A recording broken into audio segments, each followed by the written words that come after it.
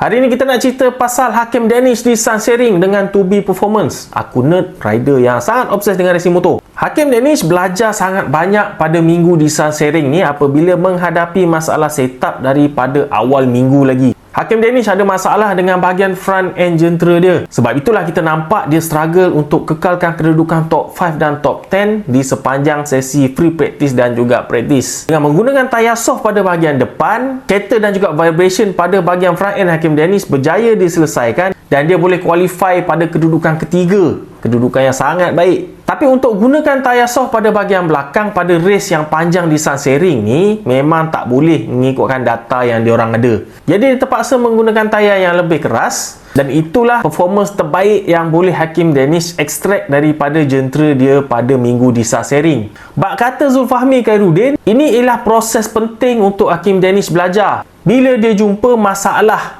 dalam kempen dia dalam musim perlumbaan. Tengok rantai berkeladak ni kan, effortless je aku bersihkan rantai ni. Sebenarnya manual dah banyak tunjuk dah. Ini aku bagi contoh manual daripada Superbike. Dia suruh cuci rantai ni pakai kerosin, atau bahasa mudah dia minyak tanah ataupun minyak gas. Untuk cuci satu rantai macam ni guna sikit je, lebih kurang satu cawan kecil je pakai. Jimat jugalah. Rasa senang lah cuci rantai guna kerosin ni. Kalau korang search sendiri kerosin pun harga dia sama je sebenarnya. Cuma kalau guna link aku ni, aku akan dapat sedikit komisen. Terima kasih. Minggu tersebut di Sunsering ialah minggu yang sangat sukar untuk Hakim Danish dan juga tim. Diorang kena troubleshoot masalah yang diorang hadapi. Series pada kedudukan ke-12 sedikit tersasar daripada target yang Zulfahmi Khairuddin letakkan. Tapi yang penting sekali, Hakim Danish sebaris dengan Veda Pratama dan juga Brian Uriarte ialah barisan rookie yang sangat mengejutkan pada tahun ni, di mana kita tengok diorang boleh cabar kedudukan rider-rider yang lebih otai dalam Moto3.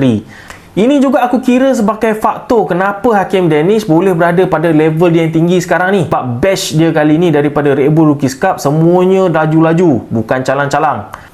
Dan daripada semua rookie ni, kita tengok Brian Uriarte lebih konsisten lagi mencabar kedudukan pertama dan sekarang ni berada pada kedudukan kedua keseluruhan dalam carta kutipan Championship Moto3. Memang layak lah nampaknya kenapa dia ni jadi champion Red Bull Rookies Cup pada tahun lepas. Dengan prestasi hebat semua rookie ni pada tahun ni, memang tak pelik bila kita dengar khabar diorang ni banyak offer daripada tim Moto2. MotoGP ni ialah sukan yang bergerak dengan sangat laju. Semuanya cuba untuk berada ahead daripada pesaing-pesaing diorang.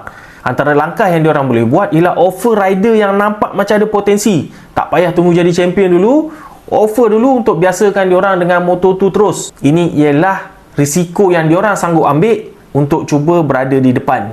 Dan macam biasa, pendapat daripada peminat-peminat Hakim Danish bercampur bahu.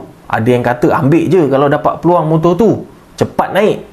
Ada juga yang kata suruh stay dulu dengan Moto3 supaya menimba lebih pengalaman. Aku sendiri, aku rasa aku sangatlah tak layak untuk bagi apa-apa cadangan yang mana satu jalan yang patut Hakim Danish pilih. Aku percaya Zulfahmi Khairuddin berada pada posisi yang lebih tepat sebagai mentor Hakim Danish untuk nilaikan yang mana jalan yang terbaik untuk Hakim Danish. Kedua-dua jalan ni ada kelebihan dan kekurangan dia yang tersendiri. Terus naik ke Moto2 pun okey je, sebab ikut sejarah ada je rider yang terus naik ke Moto2 dan perform. Stay dalam Moto3 pun baik juga sebab boleh timba lebih pengalaman, dan ada juga rider yang berjaya dengan jalan macam ni.